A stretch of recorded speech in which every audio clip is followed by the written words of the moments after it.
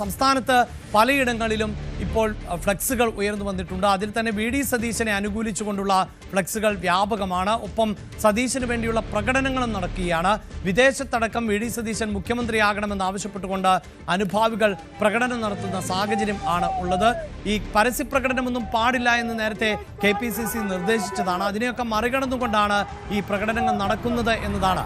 അതേസമയം KC വേണുഗോപാലിന്റെ ഫ്ലെക്സിന് നേരെ പലയിടങ്ങളിലും കരിയോയിൽ പ്രയോഗവും നടന്നിട്ടുണ്ട് എന്നതാണ്. അതായത് പാർട്ടിക്കുള്ളിൽ തന്നെ അടുത്ത മുഖ്യമന്ത്രി ആരാകണമെന്നത് സംബന്ധിച്ച് അണികൾക്കിടയിൽ ഒരു പോര് നടക്കുന്നു എന്നതാണ് ഇതിൽ നിന്ന് വ്യക്തമാകുന്നത്. ആജ്ഞ രവീന്ദ്രൻ ആണ് വാർത്തയുടെ വിശദാംശങ്ങളുമായി ചേരുന്നത്. ആജ്ഞ, തെരഞ്ഞെടുപ്പ് ഫലം പുറത്തു വരുന്നതിന് മുമ്പ് തന്നെ ഈ മുഖ്യമന്ത്രിക്ക് വേണ്ടിയുള്ള പോര് ആരംഭിച്ചതാണ്. അത് പക്ഷേ ഒരു പരിധിവരെയെങ്കിലും രമ്യമായി പരിഹരിക്കപ്പെടും എന്നതായിരുന്നു പ്രതീക്ഷ. ഇനി എത്രത്തോളം വൈകുന്നോ അത്രത്തോളം തെരുവിൽ ഇത്തരം കാഴ്ചകൾ കൂടുതലായി കാണേണ്ടി വരും. അതാണോ സാഹചര്യം?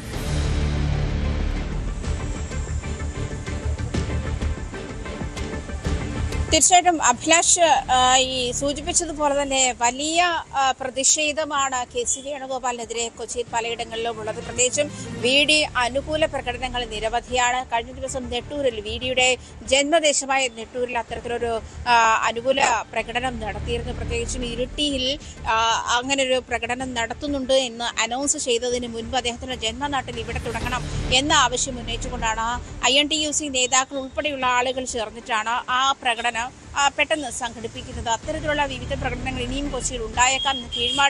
ആലുവ കീഴ്മാട് അത്തരത്തിലൊരു അനുകൂല പ്രകടനം അനൗൺസ് ചെയ്തിട്ടുണ്ട്. അങ്ങനെ അനൗൺസ് ചെയ്യാത്ത തരത്തിലുള്ള പ്രകടനങ്ങൾ ഒരു പക്ഷേ പെട്ടെന്ന് അത്തരത്തിൽ VDക്ക് അനുകൂലമായിട്ടുള്ള ഇത്തരത്തിലുള്ള പ്രകടനങ്ങളൊക്കെ ഉണ്ടാകുന്നുണ്ട്.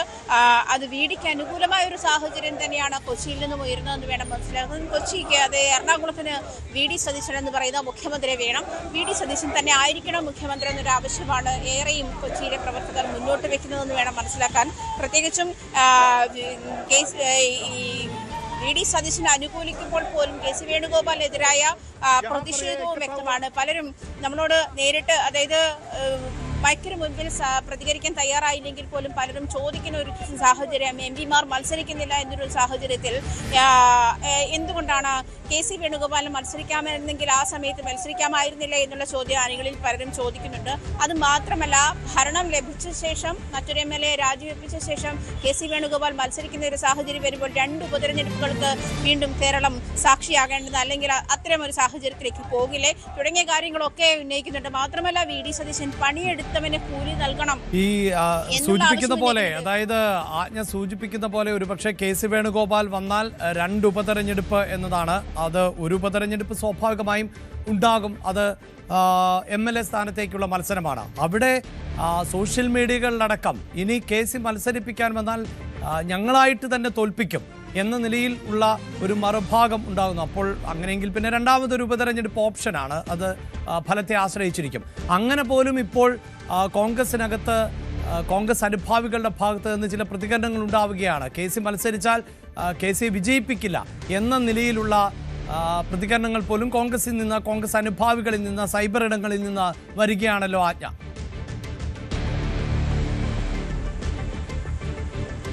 തീർച്ചയായിട്ടും അഭിലാഷ്, സൈബർ ഇടങ്ങളിൽ നിന്ന് വരുന്ന പ്രതികരണങ്ങളോട് ഈ KC അനുഭാവികൾ പ്രതികരിച്ചത് PR വർക്ക് നടത്തുന്നു എന്നുള്ളതാണ്. പക്ഷെ ആ ഒരു ചോദ്യത്തിനും നമ്മുടെ കൊച്ചിയിൽ നിന്നുള്ള പ്രവർത്തകർക്ക് ചോദിക്കാനുണ്ട്, എത്രയാണ് സോഷ്യൽ മീഡിയയിൽ നമുക്ക് ആളുകളെ നമ്മുടെ വശത്താക്കാൻ കഴിയുക? നിങ്ങൾ തന്നെ കാണുന്നില്ലേ എത്ര അനുകൂല പ്രതികരണങ്ങളാണ് സോഷ്യൽ മീഡിയയിൽ ഉണ്ടാകുന്നത്? VD സതീശന് അനുകൂലമായിട്ടുള്ള എത്ര പോസ്റ്റുകളാണ്, എത്ര ആളുകളാണ്, ഇതൊക്കെ സാധാരണക്കാരുടെ പ്രതിഷേധമാണ്, സാധാരണക്കാരുടെ പ്രതികരണമാണ്. അത്തരത്തിൽ അതിനെ കണക്ക് കൂട്ടേണ്ടുന്ന ഒരു സാഹചര്യം കൂടി നിലനിൽക്കുന്നില്ല എന്ന് കൂടിയാണ്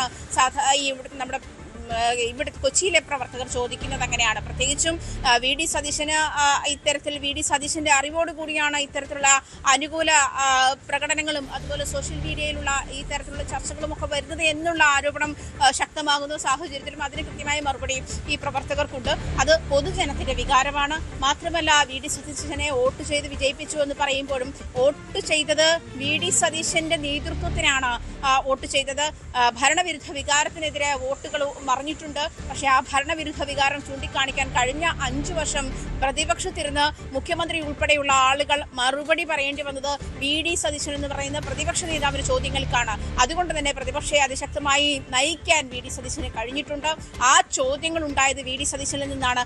അങ്ങനെയാണ് കേരളത്തിലെ ജനതയ്ക്ക് ഇത് LDF-നെ ഇത്തവണ പ്രതിപക്ഷം തിരുത്തണം എന്നുള്ളൊരു തോന്നലുണ്ടായത്. അത് VD സതീശന്റെ പിടിക്കാണ്, VD സതീശന്റെ ഹോംവർക്കാണ് തുടങ്ങിയ കാര്യങ്ങളൊക്കെ ഈ അണികൾ മുന്നോട്ട് വെക്കുന്നുണ്ട്. ഇത്തരം കാര്യങ്ങൾ അങ്ങേയറ്റം, അതായത് സോഷ്യൽ മീഡിയയിൽ ഉൾപ്പെടെ അങ്ങോളം ഇങ്ങോളം ഡിസ്കഷൻ ആകുന്ന സാഹചര്യമുണ്ട്. കേരളത്തിൽ അങ്ങോളം ഇങ്ങോളം ഈ മൂന്നിൽ ആരാണ് മുന്നിലെത്തുക എന്നുള്ള ചോദ്യം ബാക്കിയാവുകയാണ്. എന്നിരുന്നാലും VD സതീശന് അനുകൂലമായിട്ടുള്ള ഒരു വേവ് എറണാകുളത്തെ സംബന്ധിച്ചിട്ടുണ്ട് എന്നുള്ള കാര്യം വ്യക്തമാണ്. പ്രത്യേകിച്ചും എറണാകുളം നമുക്കറിയാം 9-5 ആയിരുന്നു. അതായത് 9 UDF സീറ്റും 5 LDF സീറ്റാണ്. ഈ 5 സീറ്റും LDF-ന്റെ കയ്യിൽ നിന്ന് പിടിച്ചെടുക്കാൻ UDF-ന് കഴിഞ്ഞിട്ടുണ്ട്. അത് VD സതീശന്റെ ഹോംവർക്ക് മൂലമാണ്. അദ്ദേഹം ചെയ്ത ഗൃഹപാഠത്തിന്റെ ഭാഗമായിട്ടാണ് ഈ കൊച്ചിയിൽ എറണാകുളം ജില്ലയിലെ മുഴുവൻ മണ്ഡലങ്ങളും 14 മണ്ഡലങ്ങളും UDF-ന്റെ പോക്കറ്റിലേക്ക് ആക്കാൻ കഴിഞ്ഞത് എന്നുള്ള നിരീക്ഷണം തന്നെയാണ്. അതുകൊണ്ട് മാത്രമല്ല MLA-മാരുടെ പിന്തുണയൊക്കെ VD സതീശന് ഉണ്ടാകും. ഇത് ഏത് കണക്കിന്റെ അടിസ്ഥാനത്തിലാണ് MLA-മാർക്ക്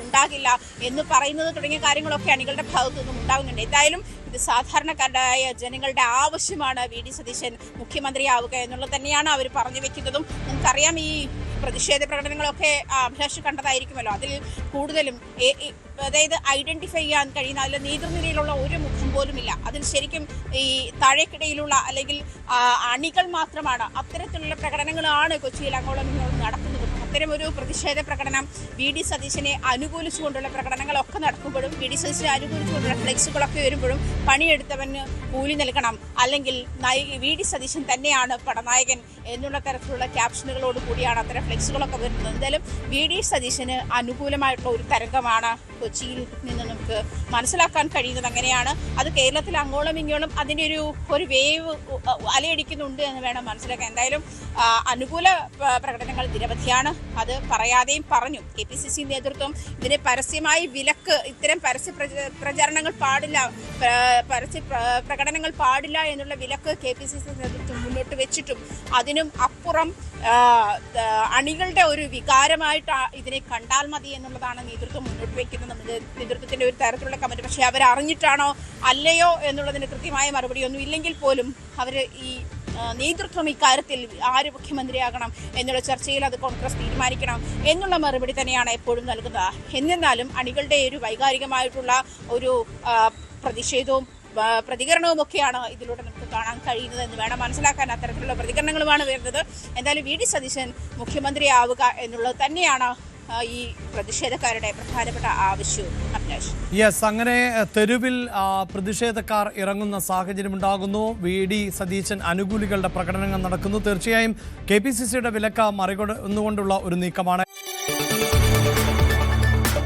കൂടുതൽ വാർത്തകൾക്ക് News 18 Keralam YouTube channel subscribe ചെയ്യുക.